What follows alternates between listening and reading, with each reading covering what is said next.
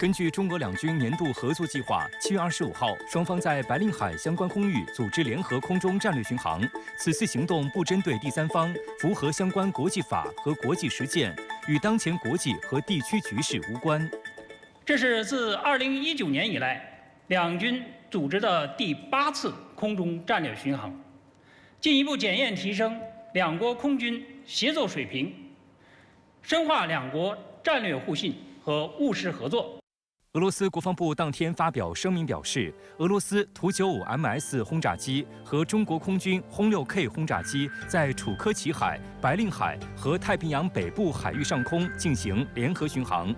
俄军消息中称，在飞行过程中，俄中机组人员演练了空中巡逻各个阶段的相互协作问题。联合巡逻由俄空天军苏30SM 和苏35S 护航。有观察指出，空中战略巡航是第2次世界大战结束以后大国使用空中力量的一种方式。它主要是使用远程轰炸机进行长时间、大航程、大区域的飞行，一般都是选择国际空域。空中战略巡航的任务主要有3个方面：一是带有训练的性质，就是飞行员要熟悉航线，熟悉今后的发射阵位，对通信导航保障等一系列内容进行操作训练；二是在一些重要的国际公共空域要建立存在；三是如果跟相关潜在对手出现一些矛盾特别僵化甚至激化的情况下，它也是一种施加必要压力的手段。中俄两国从2019年开始进行联合空中战略巡航，已经实现常态化。2019、2020、2021每年进行1次，2022年、2023年为每年2次。与前几次相比，这次有着重大的突破。有观察指出，这是中国轰炸机首次飞抵阿拉斯加附近，也是执行战略巡航任务中距离中国本土最远的一次。军事专家王明志在接受央视采访时表示，此次战略巡航对中国空军的远程机动来说是一个非常重大的突破，体现了中国空军的实战训练能力有了很大飞跃。由于行动的时间比较长、距离远、范围广，完全脱离了地面支撑体系的保障范围，体现出中国空军在远程机动过程中综合保障能力已经有了大幅度的提升。前7次，特别是它战略巡航的区域主要是还是在东北亚地区来展开。第8次巡航扩展至了太平洋北部的海域上空。那么这个区域实际上，基本上是北冰洋边缘的一个海域的上空那么这个是之前特别是两国联合巡航从来没有到达过的或者没有进行过的一个区域，所以这个也是引发了外界的关注。轰6K 是我国空军现役战略轰炸机，由轰6升级而来，有着战神的美誉。深圳卫视此前曾采访轰6系列飞机研发团队的负责人何胜强，他指出，在研制轰6K 的过程中，做了大量的设计改进工作，进行了脱胎换骨的改进。轰6我们也用了几十年了，所以我们就针对轰6飞机的优势和它存在的短板，结合空军战略空军的发展要求，我们就解决3个问题：一个是让它飞得远，第二是让它挂得多，第三是让它打得准。根据官方此前公开的消息，轰6K 的作战半径超过3500千米，机翼下共有6个武器挂架，可以搭载包括空地导弹、反舰导弹、制导炸弹等精确制导武器，具备远程奔袭、大区域巡逻和防区外打击等能力。从官方公开的视频和照片看，在这次与俄罗斯图95MS 联合战略巡航中，中国轰6K 并未携带弹药，只在机翼外侧挂架携带了2个吊舱。值得指出的是，俄国防部表示，此次中俄联合行动持续了5个多小时，在航线的某些阶段，外国战斗机伴飞了2国军机编队。由美国和加拿大联合建立的北美防空司令部，当地时间24号发表声明称，当天在防空识别区发现、跟踪并拦截了2架俄罗斯军机和2架中国军机。北美防空司令部同时表示，中俄战机始终在国际空域。美国有线电视新闻网则炒作称，虽然俄罗斯战机经常进入阿拉斯加防空识别区，但此次中俄一同在此出现是种新的发展。有美国参议员将其称为前所未有的挑衅。分析指出，所谓前所未有的挑衅这一说法，显然是反应过度，这也反映出美国在类似问题上的双标。美国要做的反而是不要让他们的军机频繁抵近中国进行挑衅。中俄两军日前组织实施了第8次联合空中战略巡航，这既是轰6K 的首次高纬度巡航，也是中国轰炸机距离中国本土最远的一次战略巡航。这表明中国空军的轰6K 轰炸机具备非常大的任务范围和强大的战略威慑能力。这次轰6K 首次飞到白令海相关空域，中国空军作为战略空军的能力得到了实际展示，战略空军的地位进一步夯实啊。轰6K 这次飞得如此之远，还进一步增强了中俄两国的战略互信，更是让中俄两国空军的协作水平上了一个新台阶啊！这么远的联合空中战略巡航，对指挥、通信、导航、地勤保障、飞行员的综合素质等，提出了比以往更高的要求啊！中俄两国空军顺利完成此次联合空中战略巡航，说明在协作水平方面更娴熟了，也展现出了中国与俄罗斯联手维护世界和平与稳定的实力越来越强嘛。此次联合空中战略巡航，中俄空军分别出动2架轰6K、2架图95MS。请教一下白先生，您是如何来看这样的组合？那么对于这个战略轰炸机来讲，那么在这个历史上的使用方式除了我们说可能在2战期间大家比较熟悉的这个深入到敌方的，比如说城镇工厂上空来进行大规模战略轰炸之外在冷战时期呢，这个战略轰炸机的主要使用方式是在这个战争爆发之前，那么预先的起飞，挂载远程的空射巡航导弹那么甚至很多是带有这个核战斗部的远程的空射巡航导弹，然后在这个空中进行长时间的巡弋，而且在这个过程中你要完成包括空中加油，包括保证战略轰炸机自身安全的相关任务。那么这一次呢，中俄之间实际上我们说进行了2款不同的战略轰炸机的联合的巡航飞行。那么2款飞机的这个飞行包线之间肯定是有些差别的那么怎么样维持相关的队形？包括在这个过程之中呢，俄罗斯方面派出了这个像苏35S，包括据说还有苏30，那么这些相关的战机进行了护航。那么大飞机跟小飞机之间，护航机跟战略轰炸机之间怎么配合？那么这个实际上也是很考验整个的相关计划的组织的，确实也体现出中俄双方那么对于对方装备的了解。那么我们说，通常我们称之为互操作性的一个全面的提升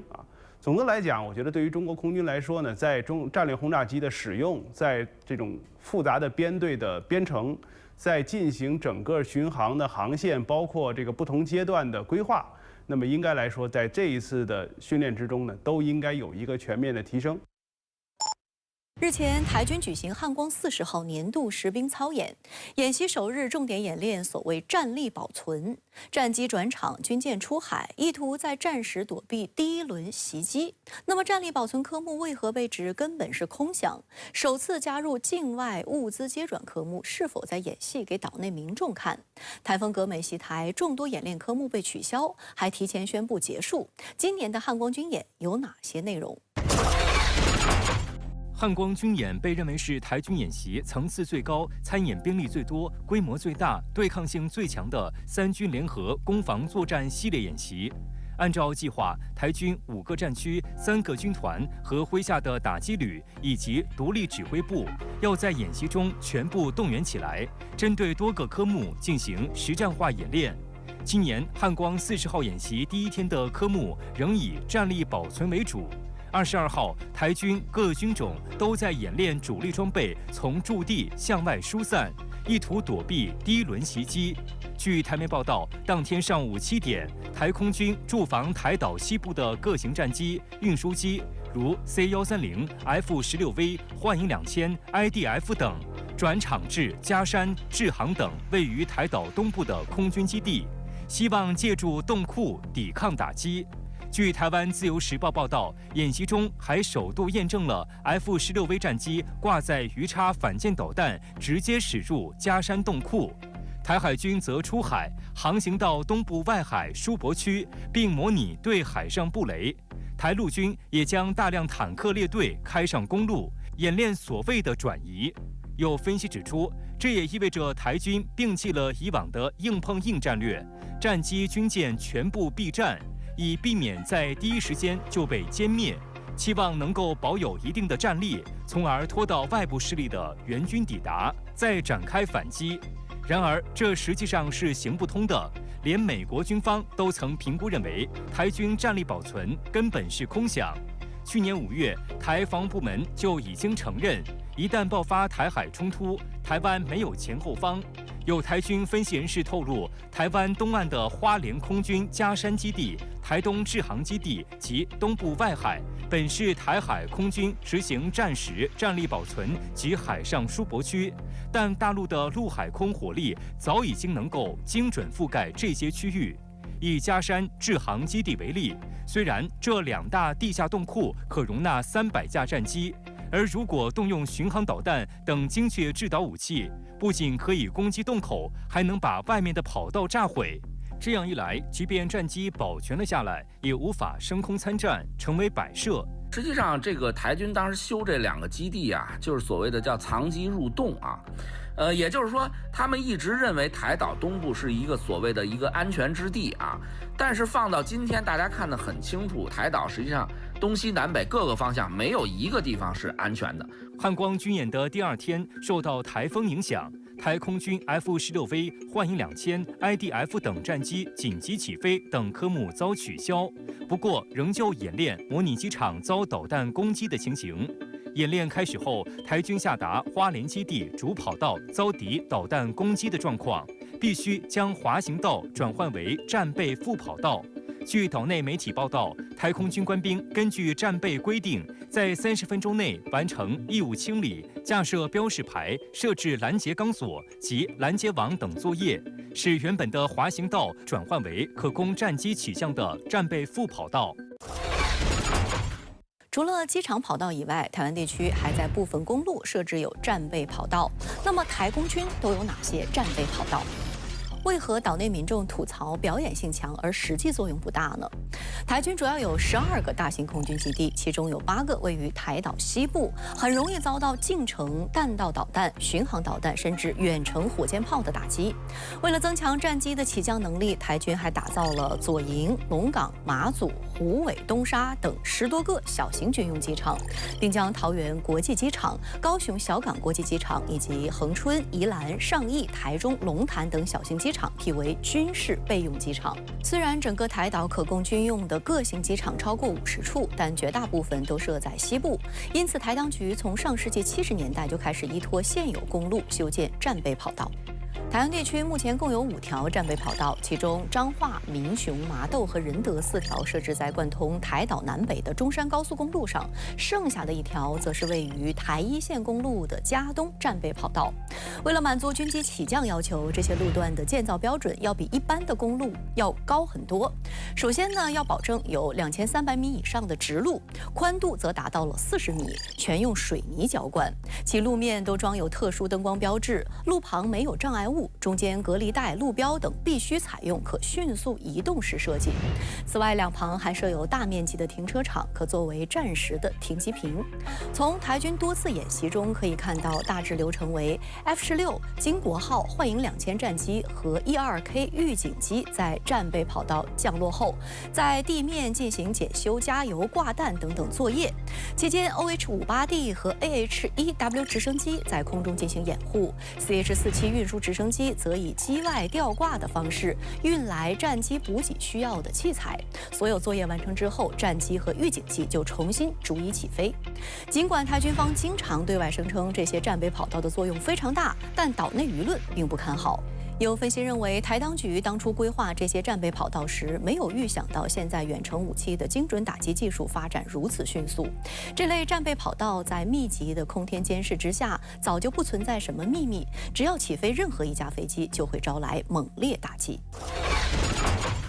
今年的汉光军演还首次演练境外物资接转科目，据岛内媒体报道，有台军方智库人员指出，台湾是海岛型地理环境，战略物资如石油、天然气、煤炭等都靠外援，因此战时护航转运就非常重要。这次演练的是物资从外面运送进来，可能有2种情况：一是海上接驳转运，通常是液体的东西，比如燃油通过海上整补的方式；如果是实体的战略物资，一定要进港。进港卸货之后，再由交通工具运输到全台。有分析指出，这实际上是在演练反锁台，完全是演戏给岛内民众看。要知道，台海局势一旦生变，台岛与外界的联系早就被截断，外面的物资根本不可能运进来。实际上台湾当局非常清楚啊，那么一旦进入到战时状态的话，实际上台湾岛就是一个孤岛。那么任何的物资的输入输出可能都被完全的封锁啊，因此他这次好像所谓的未雨绸缪搞这样的演训而且据说还挺复杂光指着军方还不行，还要联系地方上的各个这种单位部门联合起来才进行所谓的这种演练，所谓的反封锁。但是这个实际上我觉得没有任何的意义，也就是图一个心理安慰做给台湾民众看而已。值得注意的是，今年汉光军演号称是历年最贴近实战的演习，然而却取消了最具实战意义的红蓝对抗环节。而在过往的演习中，都会有台特战部队、海军陆战队扮演红军，模拟解放军2栖登陆发起攻击，并遭遇扮演蓝军的台军阻击。但由于必须确保代表台军的蓝军获胜，被岛内嘲讽并质疑是演戏作假。有评论指出，台军现在对于大陆的装备情况、性能、战术都不了解，在这种情况下就无法扮演所谓的红军了，干脆把它取消了。虽然比较难看，但至少也不会出丑。而有岛内媒体批评称，没有红军攻击，台军只能朝着空气喊话射击，更加脱离实战。这个实际上也是非常可笑的一个安排往届的汉光演习，台军是有假想敌的是分所谓的红蓝对抗的但是呢，这样的安排呢，实际上这个也往往为社会舆论所诟病，就是认为他完全按照剧本的安排，因为最后一定是所谓的蓝军要大获全胜那么这个红军要被击败。这次台军就是所谓的要改革那么他要整个这个红蓝对抗取消，但是这个对抗呢又是一厢情愿，各种这个坦克排成排这个对海射击，看得很热闹，看得声势浩大，实际上是一厢情愿，起到什么效果或者能起到多少效果，这个都是未知数只是一个所谓的场面。7月25号，国防部新闻局副局长、国防部新闻发言人张晓刚大校就台军汉光40号演练回答记者提问时指出，民进党当局穷尽各种伎俩，妄想给分裂活动披上合法正当外衣，这不过是自欺欺人而已。民进党当局蓄谋把台岛当战场，把人民当肉盾，妄图以武谋独，以武拒土，完全是不自量力，最终是绝路一条。对于今年的汉光军演，台防务主管部门一再强调不演戏、不剧透，所有科目都不事先进行预演。请教一下白先生，您是如何来看待这一变动？我们说从军事的角度来讲，当然这个作战你是要有计划的那么你要有相关的一些这个想定。那么岛内的一些媒体，包括岛内防务部门所宣称的不预演，很大程度上是因为以往的这个汉光演习从来都有所谓操演的部分，就是它更像一种像这个所谓的一些政治人物包括像军方的高层进行的表演性质的这种相关的行动。那么这样的行动呢，在岛内很多人看来，确实可能对实际作战的这个意义有限那么而且呢，会牵涉这个相关的作战单位的精力。以岛内一部分人所描述的汉光军演所验证的科目来看，这样的科目是要预先对相关区域增大了解，这样的话才能达到一个有效的效果。否则的话，相关的这个参训的单位，那么对作战区域没有相关的了解，上来之后胡弄一通，那么这个其实我觉得真正的对整个的训练的水平的提升，那么应该说达不到正常的这个演习演训所需要达到的效果。那么对于岛内来讲呢，汉光军演我们说历来都认为就是演戏啊，达不到演习的水平。那么这个呢，并不会因为它的相关的组织的这个具体的一些细节上就发生改变，因为整个的作战想定，包括它的整个的目标本身都是这个我们说根本没有机会实现的一些东西。那么这种情况之下，那么我们说无论你怎么去演，它一定都难逃演戏的一个结果。今年的汉光军演，台军方采取本岛实兵不实弹，外岛实兵实弹，在澎湖等岛屿展开联合反登陆作战实弹演练，吹嘘多款武器精准命中，然而却被指实战意义不大。台军士兵演练被指更像摆拍，云豹装甲车趴窝又撞车，汉光军演为何总是状况百出？取消本岛实弹科目，究竟是为了实战，还是担忧打脸？据岛内媒体报道，7月24号汉光军演的第3天，台军在澎湖第1作战区执行了联合反登陆作战实兵操演。演习详定剧本为模拟敌军企图抢滩登陆澎湖，台军在海面设立多个目标区，以供火炮射击。由于受到台风格美的影响，海空力量支援被取消，岸上多型武器对目标进行了实战射击。视频显示，台军由 M60A3 坦克配合 CM21装甲车向海岸推进，并对海进行射击，随后转移阵地躲避。同时，由步兵利用标枪反坦克导弹向海上目标发射导弹，全部精准命中。此外，台军还用毒刺防空导弹命中了模拟空中来袭目标的靶机。它没有很大的防御纵深，所以它一定要在岛上或者就澎湖岛上这个区域里边建立很多的碉堡工事，因为你没有天然的这种山丘或者是这个洞，那你就要建很多的工事啊，钢筋水泥的工事，这个呢是它就是利用这些工事来进行防御的一个措施。还有一个呢，就是它的这些武器装备呢，主要是对海上的目标进行打击，而不是对陆上的目标打击，而且还要有对空防御的这些武器装备，所以这是它演练的重点。根据岛内媒体报道，虽然台军汉光军演近年不断要求实战化，但部分科目仍持续被外界批评沦为表演性质。因此，时常在屏东嘉鹿塘进行登陆作战的联星操演，昌隆农场进行反空降作战的联云操演，今年都被取消。而最受关注的由台湾地区领导人参加的大型火力展示科目，也早早就已标榜尽量贴近实战而宣布取消。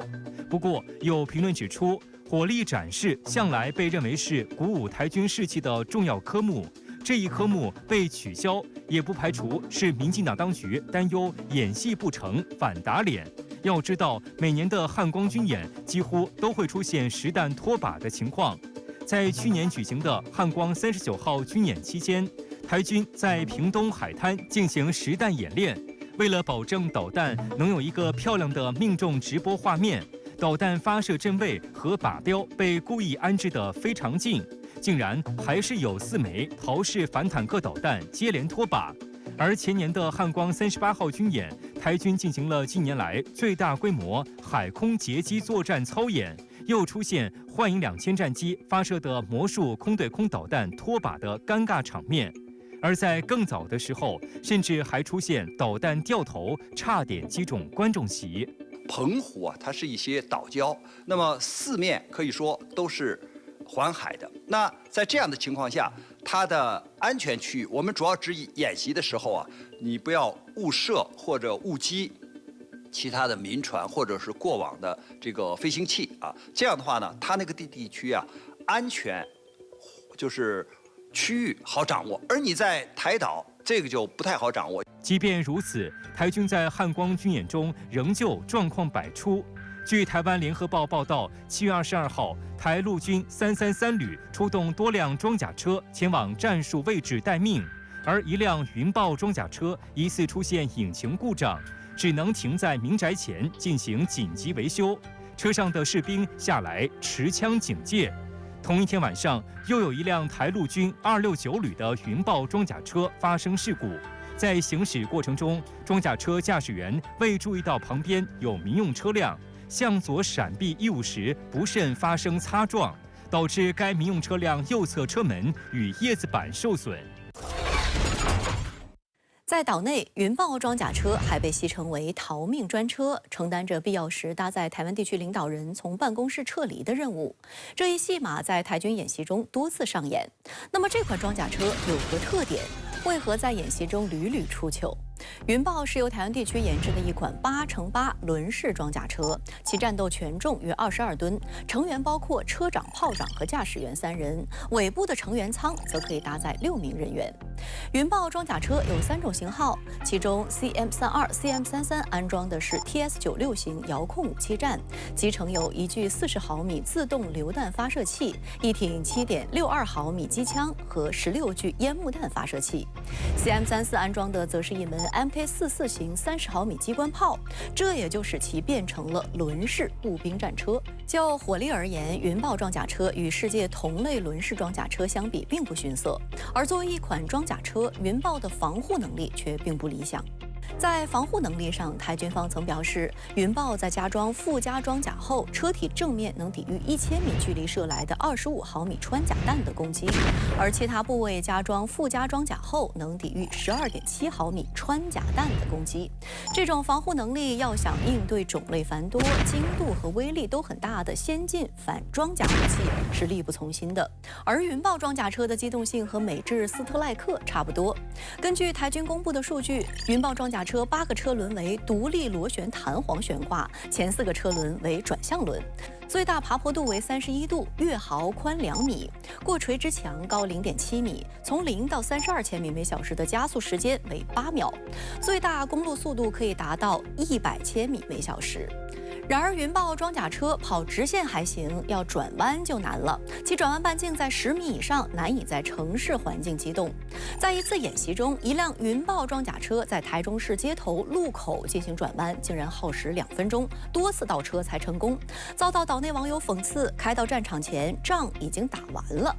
此外，云豹装甲车还曾在转弯时撞断路边电线杆，造成大面积停电，搞得当地民众怨声载道。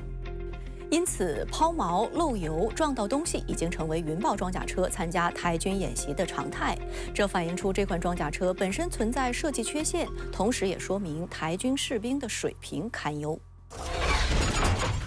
此外，台军士兵在多个地方的演练也被指更像摆拍。据台媒报道，7月23号凌晨，台军督察指挥部官兵在横跨新北市新店溪的华翠桥实施封桥演练。台陆军退役少将厉正杰在社交媒体贴出一张一群士兵蹲在没有遮蔽物的地点的照片，并发文批评台军基本战斗教练糟透了，连疏散掩蔽都不会，恐怕会被团灭。有人回帖称，一个手榴弹可令他们全灭。另据岛内媒体报道，汉光军演中还验证后备动员能力。台防部门21号中午发布演习动员召集令，被召集的后备军人需在规定时间赴指定地点报到。而在前一天，一位岛内民众到台南七股西寮里钓鱼，结果身旁突然出现一堆阿兵哥，从画面中可以看到许多人出枪试瞄。该民众还边拍边说：“这是什么情形？”